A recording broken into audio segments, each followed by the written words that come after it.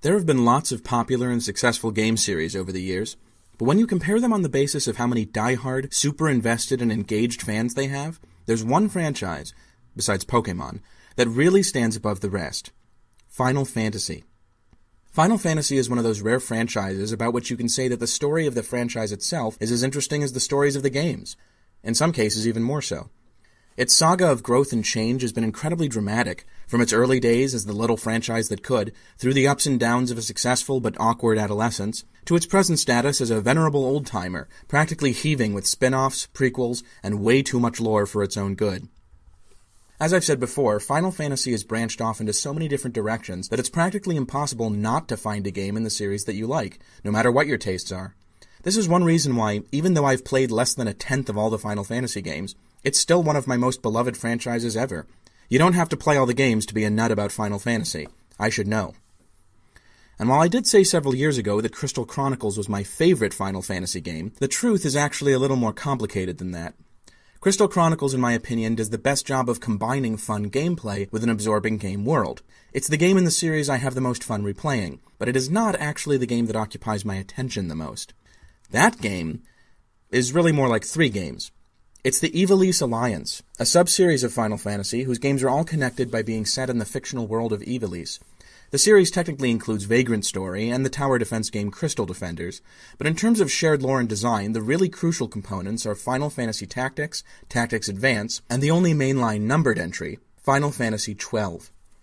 Of these three, Final Fantasy XII is the only one to feature real-time 3D combat instead of turn-based strategy, and it has by far the most dialogue and story content.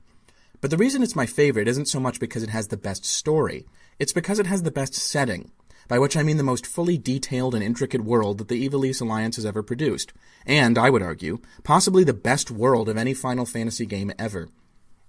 But to justify that admittedly extreme stance, I'm going to have to talk a bit about how setting works to begin with.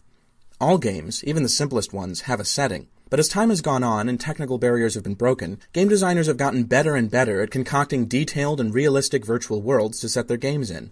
The game world can be something down-to-earth and realistic, like a shopping mall, or it could be something whimsical and impossible, like an undersea fantasy palace. But either way, a game's setting is more than wallpaper. In many ways, the nature of the setting dictates what kind of game you're playing, and certainly affects your interpretation of what's happening on screen. Falling for a game's charms, being fully invested in what you're doing, that elusive quality generally known as immersion, has a lot to do with how well a game sets the scene in front of you. So today, I'm not going to tell you about how much I love Final Fantasy XII's setting. I'm going to tell you how it pulled the trick.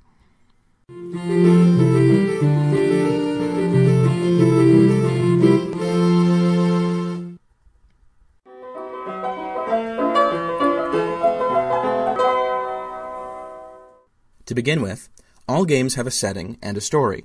Even Pong, which is arguably the simplest video game you could possibly imagine, has a setting, a virtual ping-pong table, and a story. You're playing ping-pong. I admit it's not much, but it is technically a story, in the same way that John Cage's 433 is technically music, and my drawings are technically art. Bearing this in mind, I define the lowest and simplest stage of setting detail as the room. It's the story equivalent of a single screen on which all of the action takes place. The critical factor which distinguishes it from the stages beyond it is that no changes can ever be made to this single room, whether by moving to a different environment or changing the existing one in some way. Most early arcade games are room-based. Pong is set in a room on top of a ping-pong table. Asteroids is set in a room that happens to be in outer space, as is Space Invaders. And Pac-Man is set in a maze with a single unchanging layout. With no progress to be made by reaching other levels or by changing the environment, the player's only indicator of success or failure in these games is a score counter. This means that the potential for storytelling here is very limited. It basically has to be presented up front, in the form of cabinet art or supplementary text. Most of the creative burden of engaging the player isn't handled by the game at all. Think about something like Breakout for a moment. In terms of gameplay, Breakout is basically Pong Solitaire. However, Breakout does technically have a story. It's just never mentioned anywhere in the game. The original arcade cabinet art contextualized the gameplay by saying that the player is a prisoner trying to use a ball and chain to break out of prison. This is, to put it mildly, a huge stretch from what the player sees on screen. What you see is a paddle that hurls a dot into a bunch of rainbow-colored rectangles. What the game is telling you is that a prisoner is breaking through a brick wall with a ball and chain. Why would a prison use bricks painted in day-glow colors? Why would a ball on the end of a chain just fly off the chain and then get smacked into the wall by a giant paddle, like some kind of extreme version of racquetball? These are questions that have no answer. So yeah, room-based games generally have lame, underwhelming stories that don't really make sense. You could argue that at this stage setting actually is wallpaper, or at least cabinet art, which is pretty much the same thing. But what happens when we connect multiple rooms together and let the player travel between them? This is the second stage of setting detail, the dungeon. Its distinguishing characteristic is the ability for a player to make progress in some way other than racking up points. And in this sense, even though most games at the dungeon stage still don't have complicated stories, here, for the first time, the player can feel like he or she is making a story by progressing through the game. The design of a game's mechanics doesn't necessarily have to be all that different from a room game to qualify for dungeon status. Many dungeon games are just slightly more elaborate versions of earlier room games. Arkanoid, for instance, is essentially a multi-stage version of Breakout. Ms. Pac-Man is the same thing for the original Pac-Man, and Defender began development as the next-generation successor to Space Invaders. Dungeon games have substantially more storytelling power than room games, not only because cutscenes can appear between the different rooms, like in Donkey Kong and Ms. Pac-Man, but also because new objects and background elements can appear in later stages as a form of environmental storytelling. You can't sum up a game like Pitfall in one sentence, because something different appears on every screen. Crocodiles, quicksand, treasure, scorpions, rolling logs, and so on. Please note that I'm not trying to say all these games have great stories and settings, or even necessarily better ones than their more primitive counterparts. I mean, E.T. for the Atari 2600 is a dungeon game, and look at it. I'll take Pac-Man over that any day. All I'm saying is that their potential is much greater. They give a designer more to work with, in the same way that a novel with multiple chapters can go into more detail than a short story can. However, if you want to tell the kind of story that really gets its hooks into a player, the kind that will stand up to an actual novel or film, you'll have to send your hero on a proper adventure, and adventures never happen in just one place, not even one with multiple rooms in it. You're going to need to stitch several dungeons together in such a way that going from one to another tells a story all on its own. In other words, you need to invent a journey.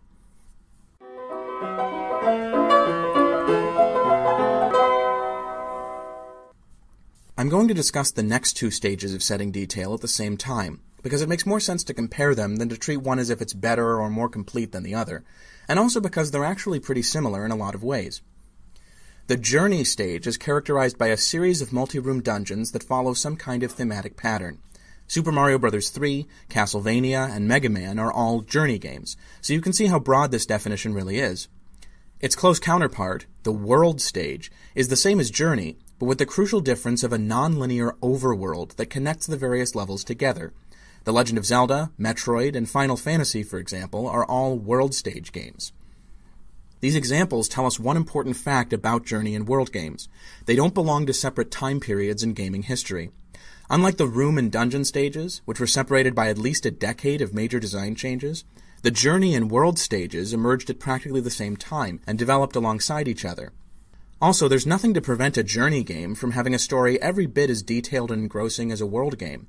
Every game that's separated into distinct missions, like SWAT 4 or Thief the Dark Project, technically ranks lower on my scale than any game with an overworld, including some really simplistic fare. No one would ever argue that Thief the Dark Project has less of a story focus than, say, Deadly Towers. Having an overworld that breaks up the levels doesn't inherently make a game's setting or story more detailed. It just means there's more space for them to exist in. One big difference that uniquely characterizes the journey stage is the importance of cutscenes as a storytelling element. Cutscenes technically existed in a few dungeon games, but because those games tended to be short and very mechanics-driven, these cutscenes were usually restricted to the beginning and ending, meaning that the plot technically didn't advance at any point while you were playing. In journey games, on the other hand, there's a natural lull in the action at the end of each level, which is a good place to put a cutscene. If you look at an early story-heavy game like Ninja Gaiden or Star Tropics, you can see that the vast majority of the dialogue and plot development happens during cutscenes and not gameplay. Now, most world games still do have cutscenes, but because of their more open-ended structure, they're less dependent on them and often use other means of storytelling, one of the most obvious being NPC dialogue. The biggest and most notable difference between journey and world games is in the little details that aren't strictly relevant to a game's plot. In other words, flavor text. It's no coincidence that JRPGs, almost all of which are world games, are also the games most chock full of extraneous NPC dialogue, item descriptions, and purely expository or even optional cutscenes. So where can we go from here? We've gone from a game taking place in a single room to one that takes place over an entire world. How could a game's setting possibly get more complicated than this? After all, even in reality, which art is supposed to be based on, the world is pretty much all we have. But there is one thing that the real world has, which most video games haven't got. A history.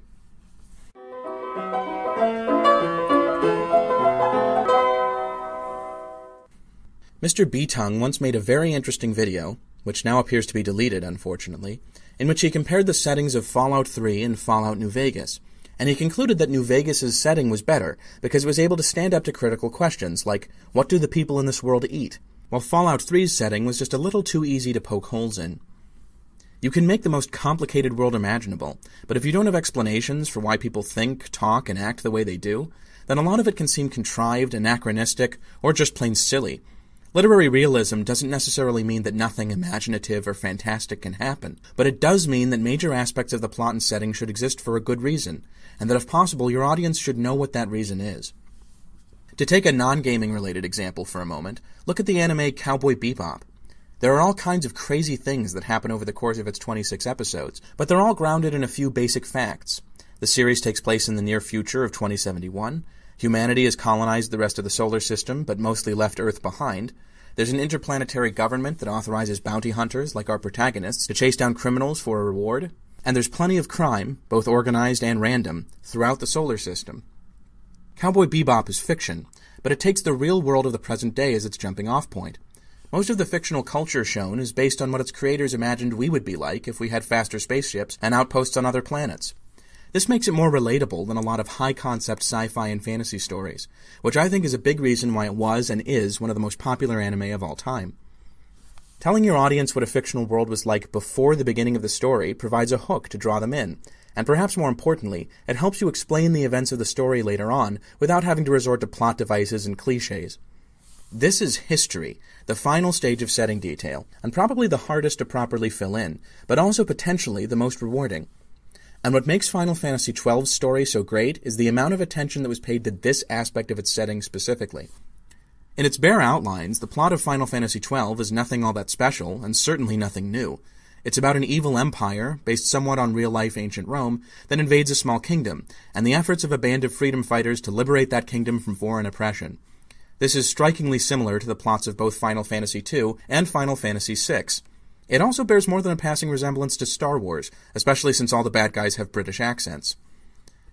What makes Final Fantasy XII's story unique is what's behind the events taking place in Dalmasca, like the global conflict between the Arcadian and Rosarian empires, or the destruction of neighboring states like the Republic of Landis, a plot point that defines the conflict between two of the game's most important characters. And on a broader scale, you have some really fascinating dives into the ancient history of this world, with the Espers and the mystical Silmarillion-like story that features them. This game has a really strong focus on history in both the long and short terms. On the one hand, you have Princess Ash's discovery of her ancestors' deal with the Acuria, which enabled him to dominate the entire continent using the power of Nethicite. This is something that happened centuries ago, but which has major implications for the present-day events of the plot.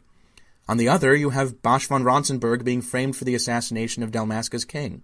This happens during the prologue, only 2 years before the rest of the game, but both it and Bosch's subsequent imprisonment have an important impact on his personality and the way other characters treat him.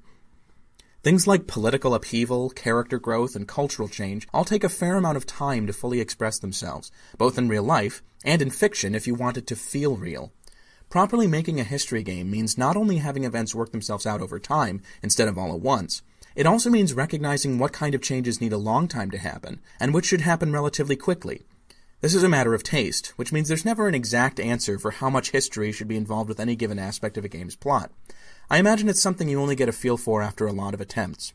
But when you do it right, the results speak for themselves. This is why people love the stories and settings of games like The Witcher 3, Chrono Trigger, Mass Effect, and Dark Souls, and what puts them above the level of games whose stories are good, but just not as ambitious, like Shovel Knight, Mega Man X, or Klonoa.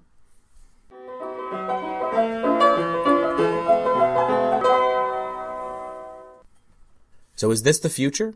Are games with strong stories going to get more and more intricate and history-focused as time goes on? And does filling in this final stage of setting detail establish a game's story once and for all as superior? Is it really that simple?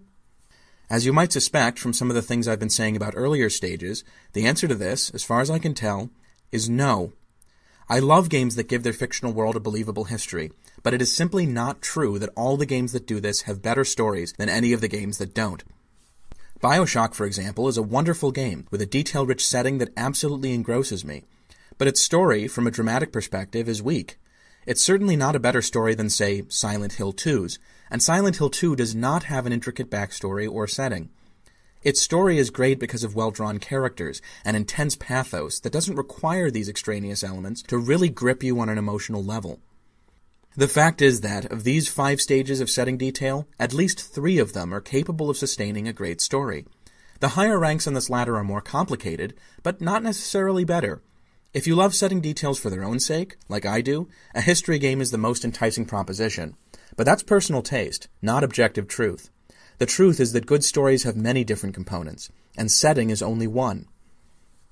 However, despite what I just said, I still think you should seek out history games to play. And the reason is different from what you might think. It's not because they're the best games, it's because they're rare. I put history games on the top of the pyramid because the top is the smallest part, and there are fewer of these games than of any other kind. Seriously, try to think of a game you've played recently that had a world with history spanning more than a few years. It's not that easy to do. Most of the really popular titles focus on the fictional present, what's actually happening to your characters right now, not the past and its implications. Try to think of another SNES game that was as obsessed with history as Chrono Trigger, or a game prequel that explored the original's roots as thoroughly as Baten Kaido's origins, or even a PS2 game that could match Final Fantasy XII in the sweeping scope of its plot and setting. Games like this are special, and they deserve praise, even when they're way too difficult, like Origins, or have wonky combat mechanics, like Final Fantasy XII, or... Actually, I can't think of anything bad to say about Chrono Trigger. I don't think anyone really can. If there's one thing I've learned over the years, it's that the really good stories usually come from where you don't expect. From games that you may have overlooked when they originally came out, or games that seem like they should be too immature to tell a great story, or games that get hyped for reasons other than the story. If you really want games to move you emotionally, to tug on your heartstrings, to make you laugh, to make you angry and curious and introspective, you have to be willing to let them surprise you. So be on the lookout, and if you have your own story to share about a game whose setting was unexpectedly rich, or that blew you away with an incredible narrative, let me know in the comments. After all, there are some things that even fictional sentient coffee cups with YouTube channels don't know.